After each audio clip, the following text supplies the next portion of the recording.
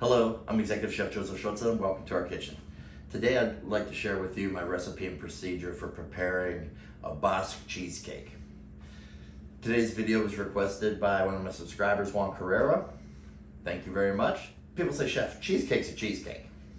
No, not exactly. New York style cheesecake, which most people are familiar with. To explain it, it has a very creamy and dense interior, and it's kind of pale in color normally if you're doing just a lemon cheesecake or a citrus or anything, uncolored, like meaning no chocolate or anything added to it or some type of berries. It's relatively pale in color and also contains a crust, and also it would be pretty flat across the top. Well, the Basque cheesecake is completely polar opposite of every bit of that. One, it doesn't contain a crust. Number two, the interior is so light and creamy, it's almost like a souffle. And it actually does, because the third thing is that it'll be higher on the edges and sinks down lower in the center. And one very distinct difference is that the heavy caramelization on the exterior. Yes, it will be very dark on the exterior. So join me now as I show you how to make this really amazing cheesecake. Well, step one is preheat your oven to 425 degrees Fahrenheit or 200 degrees Celsius. Next, either using a stand mixer or hand mixer, have a bowl with your cream cheese in it. Now, I'm using Philadelphia cream cheese just because to me it has a great fat content and I like the sour taste that it has. And when it comes to baking, I think it performs better than any of the other cream cheeses. So now let's add our paddle attachment. We're gonna go ahead and paddle this and beat it until it becomes creamy.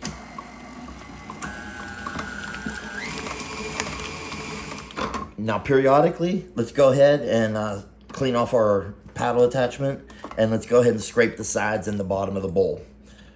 So what we want, the reason you're doing this is we're gonna help us get a creamier cheesecake, no lumps.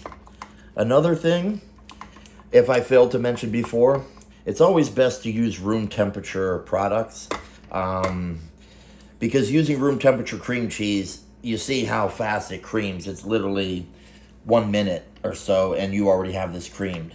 Where if it were cold, it would take you a lot longer, and then you're gonna definitely end up with clumps in your cheesecake. And I mean, bad cheesecake is still tastes good, but you don't want lumpy cheesecake. It's gotta be creamy. So let's go ahead, now that we scraped the sides, let's go ahead and hit it back onto the mixer, and let's mix it again until it continues to cream. Okay. Now that it is creamed really nicely, I will scrape my sides and the paddle one more time. All right, now that we have it scraped, let's go ahead and add our powdered sugar.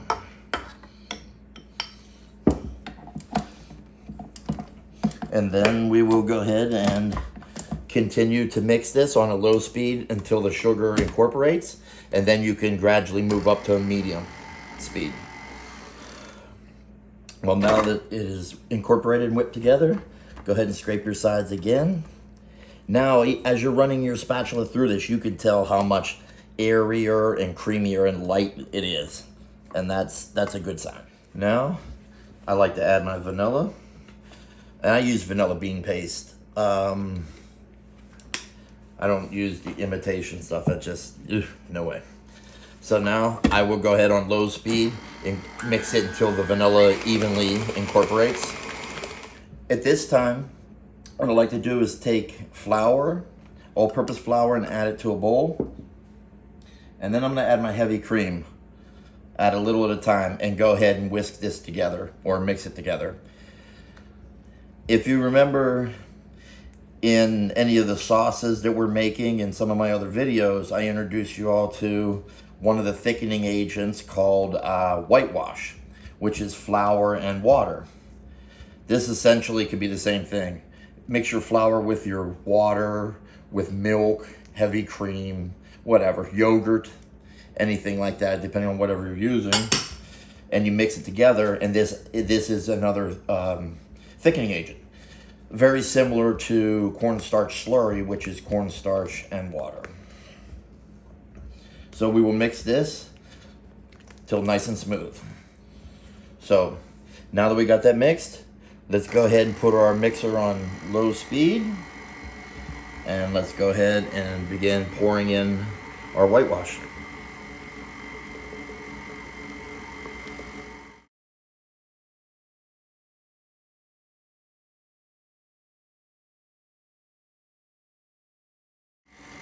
Now I'm going to turn up the speed to medium until everything incorporates. Now everything is incorporated, very creamy and smooth. Now I like to add my eggs, kind of one at a time on a lower speed here. And what I did was, to make it easier to incorporate, is I lightly beaten them.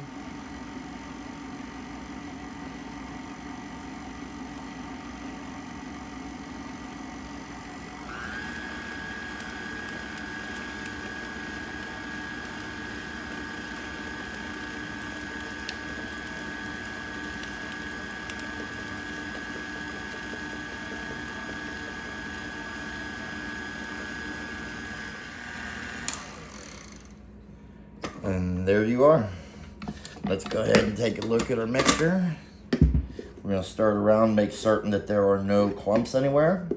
If there are, just continue to mix it on slow speed until everything, all the clumps have worked out. We are looking really nice. So now it is time to load our spring mold. I have a 9-inch spring mold, and we're going to line it with parchment paper, 2 sheets. What I like to do is I will crisscross them this way a little bit. Kind of gives it a little more even coverage. And to make it line up better, or to fit the mold better, what I'll do is I will crunch them up a little bit. You don't have to go crazy with it, just enough to ball it up and wrinkle it. And lay them back out. And then press down in. Straighten it, center it up, and then go ahead and press down in. So this is one thing with this dessert. This is very signature of the dessert, is that wrinkly sides and exterior on it, in addition to the heavily caramelized top. So fold your edges over so they will stay in place. Do not worry about it lifting up off the bottom. The weight of the batter from the cheesecake will push it down in, so you'll be good to go. Okay, so now we have it set. Let's go ahead and pour our batter in.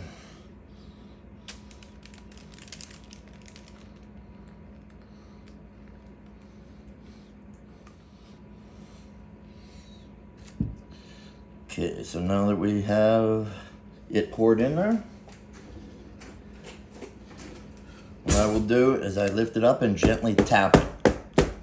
I want to press it down, fill all the gaps, any air holes that may be in there. Plus it pops some of these air holes up on top, and I will hit them too, a little like the larger ones. Now that I've taken out some of the bigger air bubbles, let's go ahead and place it into the preheated oven, 425 degrees Fahrenheit, 200 Celsius, in the middle rack, or the rack in the middle position of the oven. And it's going to take probably 45 to 65 minutes, depending on your oven, convection or not. At 45 minutes, I will take a toothpick or a skewer and then go ahead and test it. Here you are with our cheesecake. On my particular oven, it took only 43 minutes and already got this color. I pulled it at that point, a couple reasons. One, this is as dark as I personally like it. Number two, 2 minutes time, it's gonna carry over cook. I know it's done.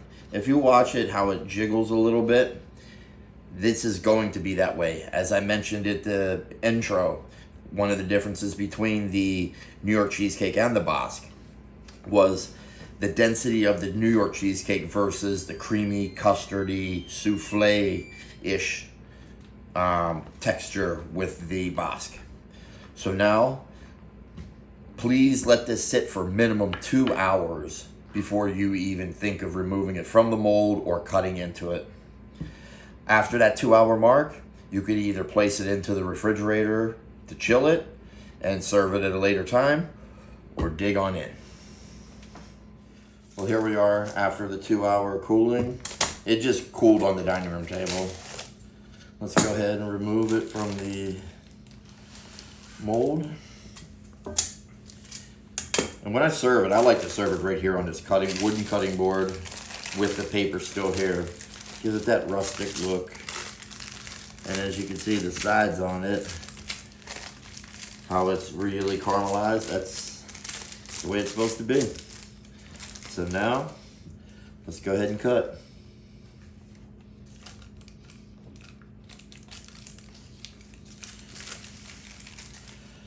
We're gonna cut into 6 pieces.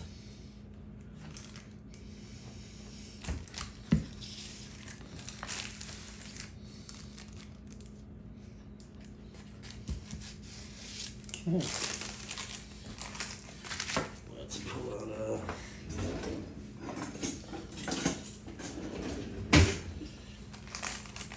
spatula, and there you go. You can get a shot of that. When you feel the texture of this, it's a straight custard. It feels like creme brulee. It's that delicate. So now we will just plate this and serve it with your favorite compote. Well, there you have Basque cheesecake, or burnt Basque cheesecake as some people will call it. My wife came in the house asking, what the hell is burning? Yes, it's supposed to look like that. And as I mentioned, due to some of the differences with this versus the New York cheesecake, is that caramelization. Also, New York cheesecake usually do in a water bath, so therefore it's a gentle cooking process and it doesn't souffle so much. Because this is baked, I will call it aggressively, dry heat, high temperature 425, the thing souffles and then drops, and that's why you will see the higher edges and the center sinks. Where on a properly baked New York cheesecake, it should be pretty even. What maintains the even is the slow, gentle baking process, and equally important is the cool down process. When doing New York cheesecake, you let it cool in the oven for an hour at least before I would even remove it, then allow it to cool to room temperature, and then put it into a refrigerator. I do have New York cheesecake, a yuzu flavored New York cheesecake on the channel as well if you want to see that versus this, just to see the differences. But that's it. Once it cools, we will go ahead and cut it, and we're going to serve it. Maybe a little powdered sugar or even berry coulis or something. Thank you very much for joining. I hope you enjoyed it, Mr. Carrera. I want to see you bake it and let me know how it turns out. Yo, vaya.